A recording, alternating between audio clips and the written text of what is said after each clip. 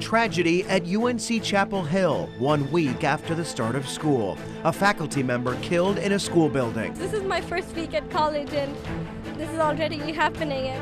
The panic was happening either way, and it only made it worse, like not knowing what was going on. They're just trying to, learn in a place we pay to be, that we're unsafe here. That, wasn't a good feeling. Campus on lockdown for hours. Students learning little about what was happening. Streets here on campus are bare tonight. Students share how they feel now that their campus is the latest one stricken by gun violence. University leaders mourn the death of the person who died. This loss is devastating, and the shooting damages the trust and safety that we so often take for granted. What happened at this building on UNC's campus? Everything we know. And students and staff concerned about how the situation was handled. We didn't have really any information. Meanwhile, it was right next door. It was next door. I took those concerns to university officials today. Here's what they had to say. WFMY News 2 at 11 starts right now. A suspect is in custody tonight accused of killing a faculty member on UNC Chapel Hill's campus. Good evening, I'm Chad Silber. And I'm Sydney Moore. Today we've heard the stories from terrified students. Now we are seeing some of what they saw. This video shows students jumping out of a 2-story window, tossing their bags down and leaping outside. Those who waited got the all clear. Hey guys, you guys are all fine, okay? Just take a deep breath. Take a deep breath. Law enforcement checking in with students hiding in a classroom, giving them some reassurance after a frightening few hours. It is a tough night here in the Triad as law enforcement mourns the loss of a Greensboro police officer and the public looks for answers about what happened. We have live team coverage to walk you through what we know. Right now, this is still an active investigation, and police ask you to avoid the area around the sheets on Sandy Ridge Road in Colfax. That's right on the other side of I-40 from the farmers market. The shooting happened at the gas station around 4 this evening. The officer was off duty at the time and saw a crime in progress. Investigators say he was trying to stop it when he was shot. Tonight, Greensboro police are not naming the officer out of respect for his family. But we do know he was a sergeant with 22 years of experience with the department. There was another off-duty officer and a Guilford County EMS worker at the gas station when this shooting happened. They were able to jump in to help. Our Giselle Thomas is at the scene. We'll check in with her in a moment. But first, let's head out to Denise McMiller at Greensboro Police Headquarters, where the police chief and the mayor just spoke. The Greensboro Police Department got news they never want to hear. They lost one of their own tonight. Emotions were high and hearts were heavy. In all of my time working here in the Triad, I have never seen Police Chief John Thompson come to tears until tonight. He struggled to share updates on this tragedy. He was a loving husband, father, son, and brother, with 22 years of service to the department in this community.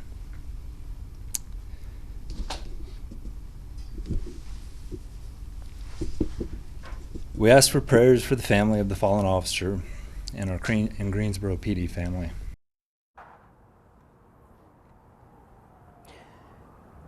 At around 4 this afternoon, Chief Thompson says an off-duty officer witnessed a crime at the Sheets on Sandy Ridge Road. When the officer tried to stop the crime from happening, he was shot. And coincidentally, an off-duty officer and a Guilford County paramedic were on scene.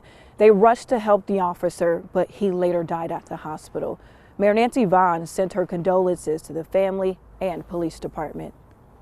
This is difficult. This is one of the hardest things that I have faced as mayor. Words are inadequate right now. There's really nothing I can say that's going to give the family or the officers any comfort.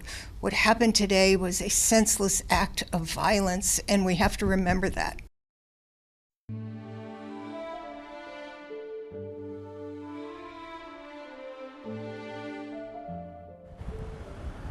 Today we are remembering Sergeant Dale Nix, the Greensboro police officer who was shot and killed on December 30th. Yeah, today his family, his friends, his police and public safety family, as well as really the whole community, is gathering here at Westover Church to say their final farewell. Sergeant Nix served the city of Greensboro for 23 years, first with Guilford Metro 911 and then with the Greensboro Police Department. Yeah, and his death leaves a void for not just his family and his friends, but really an entire community who counted on him, who trusted him, who he made their lives better.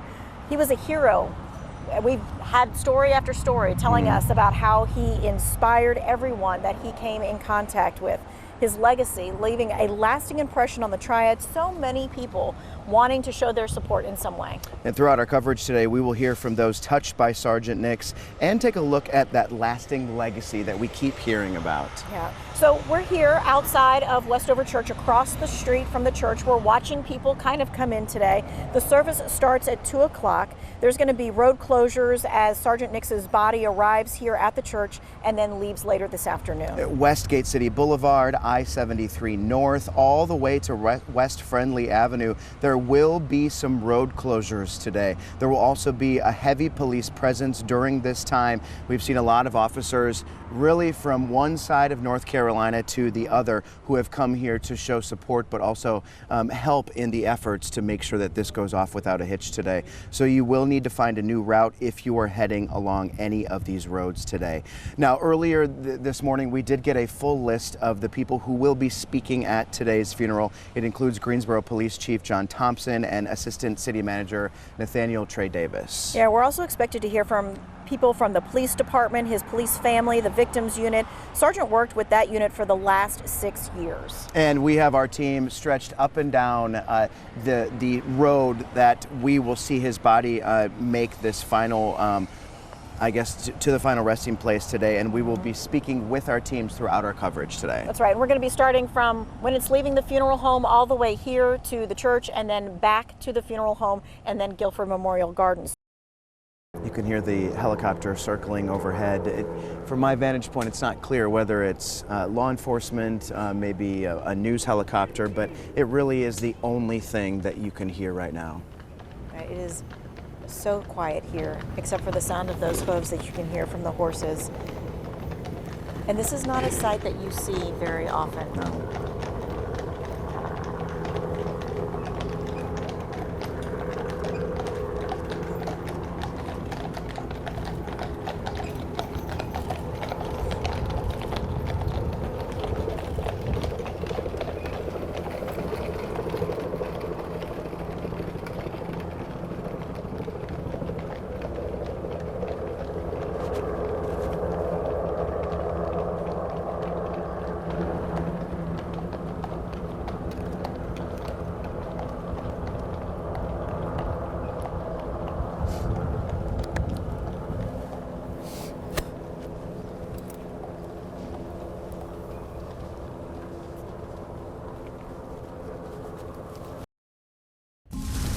Hurricane season is almost here. If you can believe it, June 1st is right around the corner, and that means we have to start getting our mind wrapped around what kind of year this is going to be. Remember, hurricane season runs from June to November. It's a 6-month season, and there are a lot of factors that go into making it an active one or an inactive one. Unfortunately, there are some reasons why we might see a lot of hurricanes roaring across the Atlantic this season.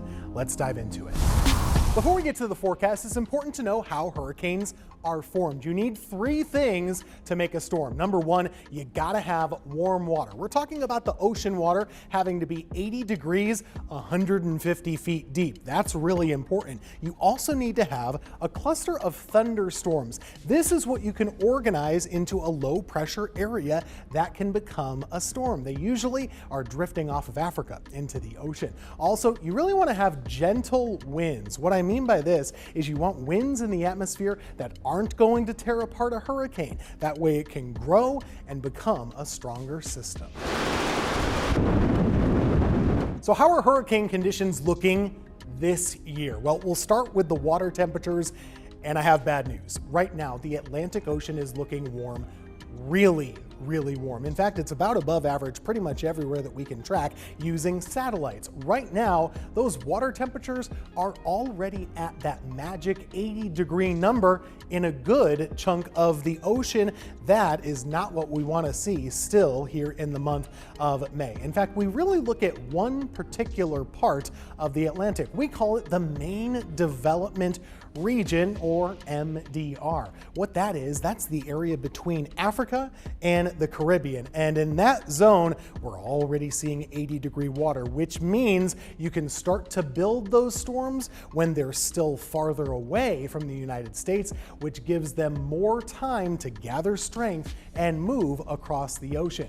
But will the conditions and the winds be favorable to form those storms? For that, we have to look at something else. Remember El Nino? Yeah, we talk about it all the time when we're predicting a future season, and it has a big impact on hurricanes too. Last year was an El Nino year. When the Pacific Ocean is warmer than usual, it increases the upper level winds all the way into the Atlantic and the Caribbean. What that means is that those upper level winds are a little bit harsher than usual, and when hurricanes are trying to get going, those winds can tear them apart. El Nino makes it harder for hurricanes to form in the first place. But that's what we had last year. This year, we don't have an El Nino anymore. In fact, we're expecting a La Nina to develop. That's when the Pacific is a little bit cooler than average, and as you would expect, it has an opposite effect on hurricanes. It decreases those upper level winds. Remember, we said if those winds are weaker, it's easier for storms to form. Well, that's the case. This year, it might be easier for storms to develop, and once they do, they can get a little bit stronger and grow a little bit more quickly than what we saw last year. So you heard it, for this year we have way warmer water than normal. We have a La Nina setting up, which also should mean favorable hurricane conditions. A lot of the experts have already been going over this data, and I agree with them. They are expecting an above average season for 2024. That means for named storms, we would expect more of those. For hurricanes, also expecting more. Major hurricanes, that's Category 3 or higher, more of those as well. In fact, this is the forecast from the experts at North Carolina State University right down the road. They're predicting 15 to 20 storms, 10 to 12 hurricanes, 3 to 4 major hurricanes. Of course, that doesn't always tell you where they will go, but it does mean we've got to pay close attention going into the 2024 hurricane season.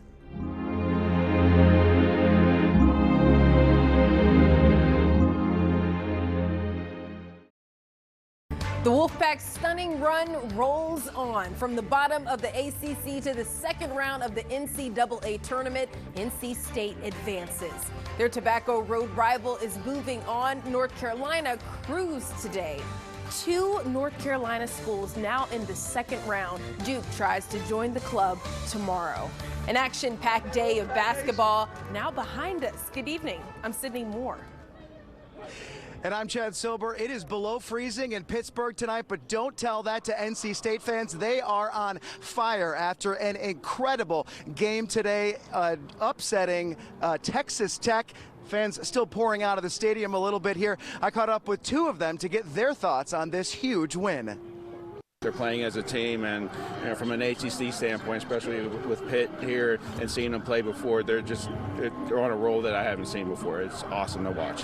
What I've seen from the ACC tournament to now, they Sweet 16 is definitely in sight. I don't see any reason why they couldn't go farther than that, but nothing at this point is surprising me anymore. They're playing as a team, and they're playing great.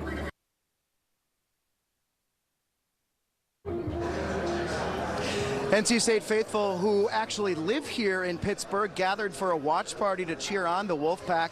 They started the alumni chapter just 12 years ago, and it's grown to 500 members. The women in charge both have deep roots in the program, and they are thrilled. The guys are excelling in their backyard. They worked hard. Why not us? And I'm so excited for these guys. Like, they deserve it more than anybody. We have a deep connection to NC State, And what makes this really fun is that I was here, I was at NC State in 1983, the last time we won the national championship.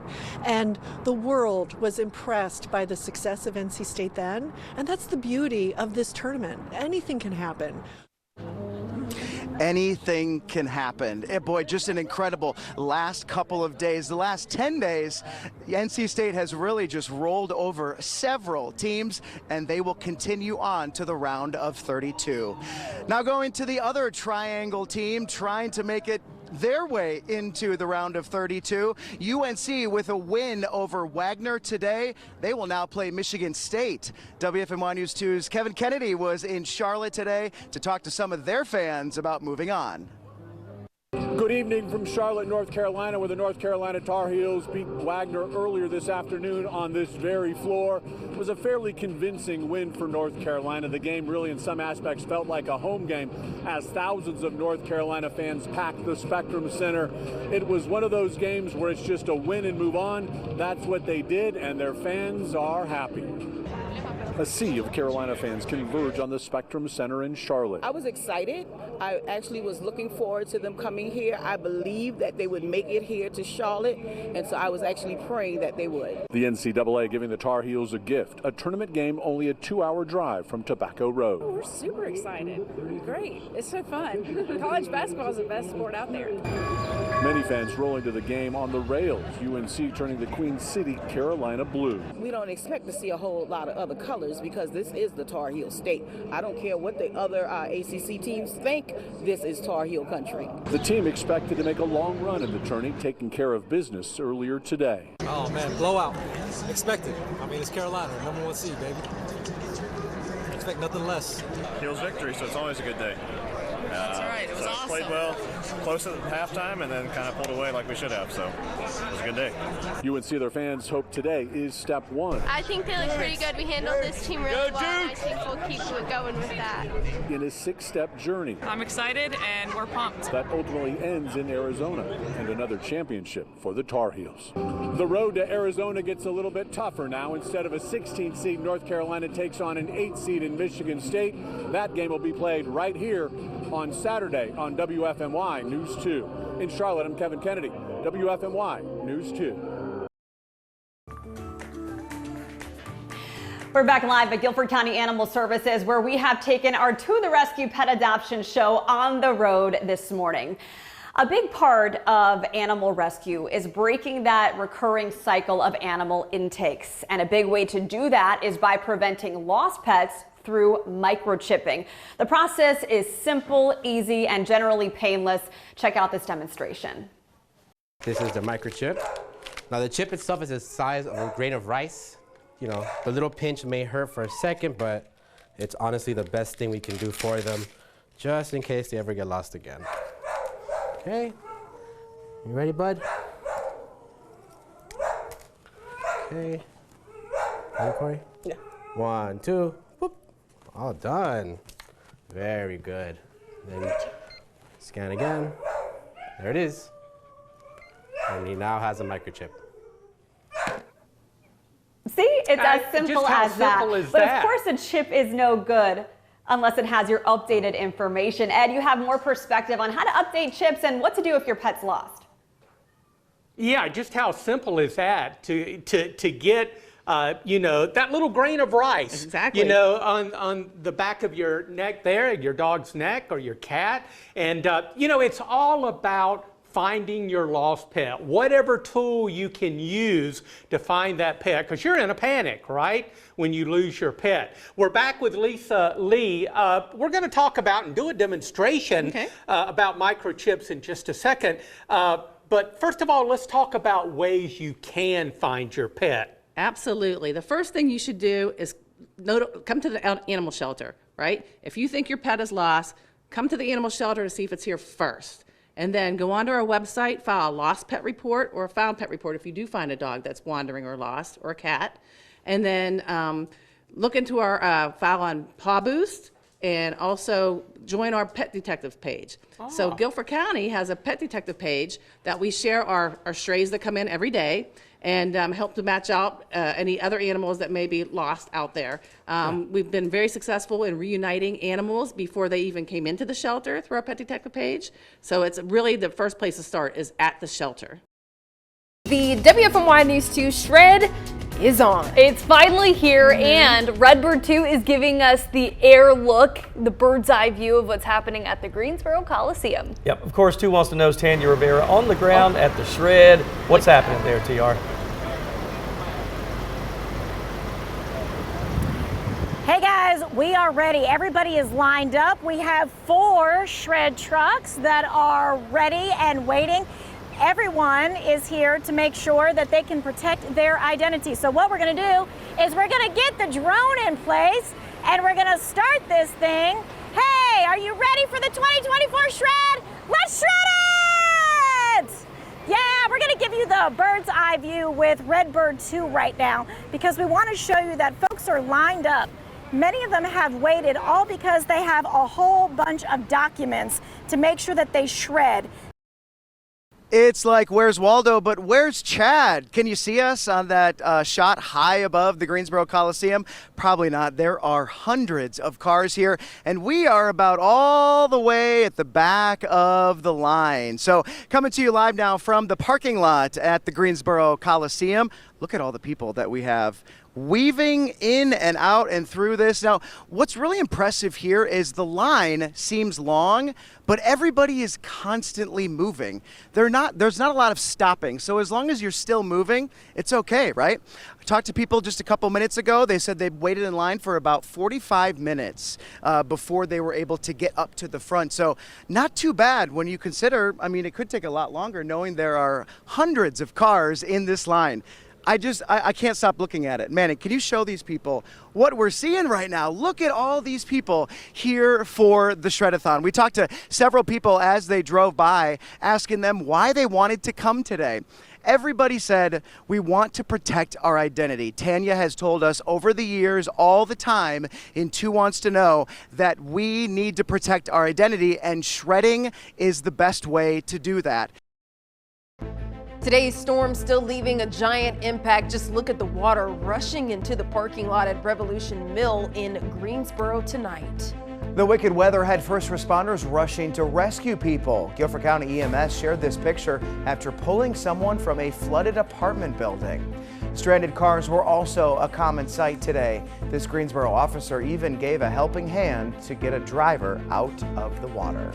All quiet now, and the rain no longer a threat. The gloom of the storms cleared for a double rainbow tonight. But our weather team is not giving the all clear just yet. Good evening, I'm Sydney Moore. And I'm Chad Silver. The rain is gone, but the wind is here to stay, at least for a while. We have live team coverage tonight looking into the gusty overnight conditions and the ongoing efforts to clean it up. Let's start with Tim. Tim, sounds like the wind will be pretty powerful tonight. You know, it's still going to be very windy compared to what we would usually see. This is a 30 to 40 mile per hour gust really through most of the evening. And while I don't think it'll create too many extra problems, it could kind of bring down a few damaged tree limbs. Let me show you what we're looking at right now. Of course, the storm system has pulled away, and that's the good part of this. We have no more rain concern or thunderstorm concern, but the system itself is the back edge now. We had that cold front roll through. You're going to notice the temperature going from that spring-like 60 that we were earlier all the way down into the 30s overnight. And now that wind is whipping. That's the sustained wind at 10 to 20 miles per hour, but these are the gusts. And they are something that you'll notice, kind of noisy at night when you're trying to get some sleep. Our Futurecast model keeps it in that same 20 to 30 mile per hour range, maybe as high as 40 occasionally, but all the way through 6 a.m. This is an all-night breeze that we're going to deal with. Now, heading into tomorrow, the sun is back out. The wind will actually calm down throughout the day on your Wednesday. 30s for the morning, 40s for the afternoon. It's a good one tomorrow and a much needed break for us because we're going to have to get ready. Once we get past your Wednesday, unfortunately, we're tracking another system that will be bringing us more rain and possibly more storms. I'll talk about your Friday forecast coming up in a few minutes. Tim, thanks. It is certainly welcome news to hear the threat is nearly behind us, considering all the damage left behind. It brought down this century-old tree, narrowly missing the Greensboro home it stood next to for just as long. WFMY News 2's Nixon Norman spoke to the man who lives there. Nixon. That's right, guys. Those heavy winds and torrential downpours brought down countless trees in the area, like this one. It's been completely uprooted and currently lays across this front yard where David Gilbert lives. He tells me this tree is older than his 100-year-old home. But luckily, there was no damage. Crews with the city of Greensboro were out here earlier picking up debris from the roadway. But shockingly, as big as this tree is, Gilbert says he did not hear the tree come down. His neighbors actually had to come knocking at his door. But what's all the more amazing is it didn't damage anything. We don't have any power lines in front of the house. No power lines came down. Nobody was walking by. As I said, my neighbor's car was spared. Even the lamp posts were spared. So yes, very, very fortunate. I met a young man tonight named Finch Jones who lives at Sedgefield Country Club in Greensboro. The area saw a lot of flooding tonight. He shared this video of his flooded backyard, something he and his family say they've never seen before. I'm looking at my window and I see this big log coming out of nowhere. It comes from that direction over there, and all of a sudden we have, looks like a big tree in our backyard. And that bridge was completely underwater. Water's coming over it. That bridge has been there a long time, so it's pretty cool that it's still there. This time it actually went up to our fence about 3 feet, and everything was underwater. I'd never seen it like this before. Jones tells me the water receded as quickly as it rose, not leaving too much for him to clean up. But as for David Gilbert, he says his next big chore is removing the tree trunk that remains in his front yard. They took off 80% of the tree. I've got the trunk, the main trunk still, but I'll take care of that, and grateful to them for all they did to take the rest away. While driving through Sedgefield and other areas tonight, I noticed a lot of flooding, which could take some time to clean up. Live in Guilford County, Nixon Norman, WFMY News 2. Nixon, thank you. And many areas of Guilford County are dealing with flooding tonight that left some cars trapped. WFMY News 2's Denise McMiller joins us now from a notorious problem spot, Latham Park. Denise. Latham Park, as you said, Sydney, is notorious for flooding because of the nearby Buffalo Creek. The water has since gone down, but earlier today it was several feet high. The water line on this sign is a clear testament of just how high that water got. I mean, it's pretty much in line with my elbow. And we spoke to people who live in this neighborhood, and they say it's nerve-wracking every time the creek levels rise. And I even spoke with a newer resident to this neighborhood who says they were expecting the worst. As I was just celebrating the day I got off from school, I look outside and it's just a pool of water. And the more and more I kind of sat around and waited for it to stop, it didn't. This is genuinely the worst I've ever seen it. We had to move cars up even farther into driveway, farthest we've ever had to do them. My car is up the road now. And much of the park was underwater just a few hours ago. Roadways turned into rivers. We saw several vehicles partially underwater. We saw a tow truck pulling a vehicle out. And neighbors say the city typically puts barricades up to keep folks from driving down flooded roadways, but they didn't in every area around this community this time. People need to realize this is very dangerous, and you cause the firemen to have to go and do extra work to rescue you when you refuse to just turn around and go back. I do not know why the city had not blocked this street, because they typically do, but they did not. So you had some little punk go down through here. We also caught up with a couple walking their dogs after the storm. They told me they're lucky to live on a hill, but will still have some cleanup to do. We are high enough up to where we don't worry about it coming in the door. However, we do have an old house and we do get some water leakage, so we were down there cleaning that up today. And from what we know, no one was hurt, just a few trapped cars. And from most of the people we spoke with here, they say that the beauty of Latham Park is worth the flooding risk. They say they have plans and routines in place where they move their cars to higher ground and have their squeegees ready if need be.